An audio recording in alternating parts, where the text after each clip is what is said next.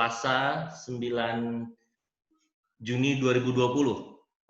Dipersembahkan oleh PT Sahabat Mikro Fintech bekerjasama dengan PT Anugrah Digital Indonesia, di mana dua perusahaan ini adalah perusahaan financial technology peer-to-peer lending. Pematerinya atau pembicaranya sudah hadir di tengah-tengah kita.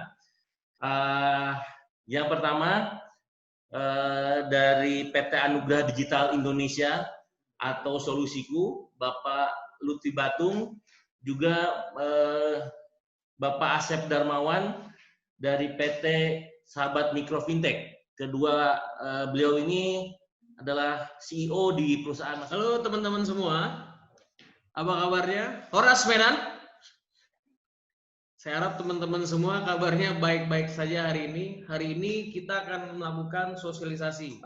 Kami berdua akan membawa materi mengenai intuisi keuangan. Intuisi keuangan ini adalah salah satu kewajiban dari fintech terdaftar yang harus dilakukan sosialisasi kepada teman-teman mengenai layanan keuangan. Jenis lembaga keuangan di sini adalah kalau teman-teman bisa lihat di situ ada lembaga keuangan bank. Itu bank sentral, bank umum, bank perkreditan rakyat, dan lembaga keuangan bukan bank. Mungkin teman-teman tanya, apa sih bedanya lembaga keuangan bank dan lembaga keuangan non-bank? Bedanya kalau kita bicara lembaga keuangan bank, itu identik dengan bank-bank besar atau bank-bank umum.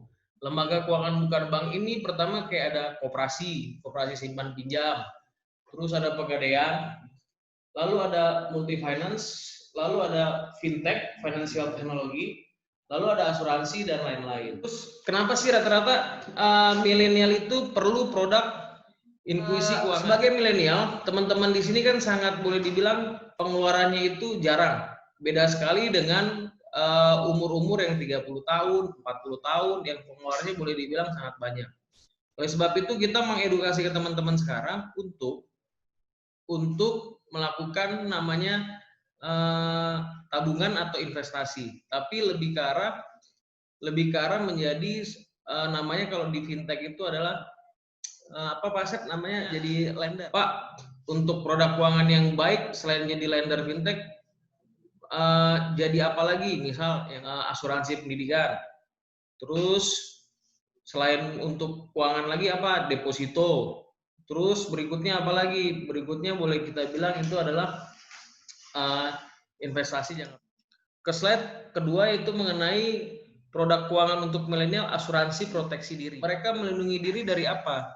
Dari resiko keuangan yang tentunya lebih besar jika hal-hal yang tidak diinginkan terjadi. Asuransi yang cocok untuk milenial ini asuransi apa aja sih? Asuransi jiwa, kesehatan, lalu berikutnya sama asuransi pendidikan. Yang cocok untuk milenial di sini tentunya memiliki aset melalui kredit. Saat ini banyak sekali usaha-usaha mikro di sini larinya semua ke online. Selain itu ada juga usaha-usaha mikro ini akhirnya butuh pendanaan. Nah, butuh pendanaan ini biasanya mereka akan akses ke fintech. Kebetulan fintech kami ini di peer-to-peer lending yaitu Samir dan Solusiku arahnya ke sana. Kita coba untuk membiayai usaha-usaha online. Anak muda perlu investasi. Investasi di sini apa? Di samping tabungan kita juga harus menyisihkan penghasilan kita nih untuk investasi. Semakin mereka menyajikan tinggi pengembalian bunga, biasanya resikonya itu semakin besar. High risk, high return. Tidak perusahaan yang teman-teman ingin lakukan investasi, reputasinya seperti apa. Kedua, teman-teman juga harus sering lihat di laporan bursa bagaimana tren dia punya harga saham. Harga sahamnya naik atau turun atau seperti apa. Kecenderungan untuk kita melakukan investasi di sebuah perusahaan adalah perusahaan tersebut memiliki harga saham yang stabil. Naiknya tidak terlalu besar, turunnya juga tidak terlalu. Ada tambahan Pak Asep untuk milenial ini cocoknya seperti apa nih Pak Asep? Yeah. Kalau dari Pak Asep sendiri pandangannya? Milenial tuh identiknya itu dia itu gak mau ribet deh.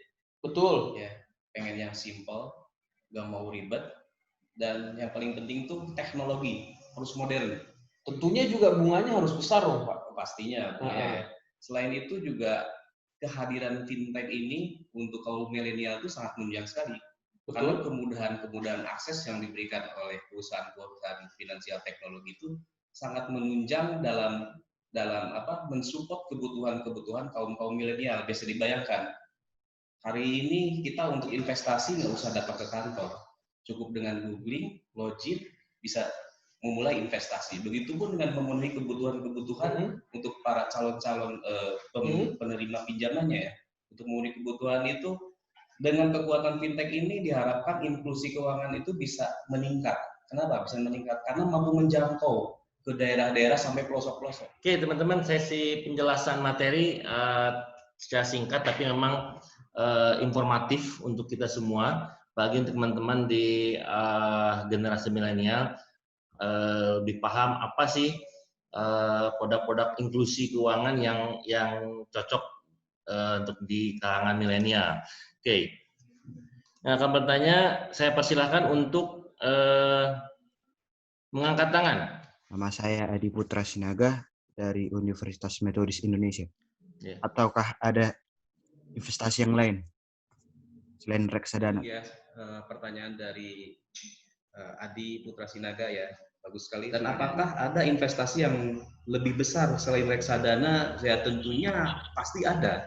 Cuman masalahnya harus hati-hati, balik lagi. Ada perusahaan legal dan perusahaan ilegal juga.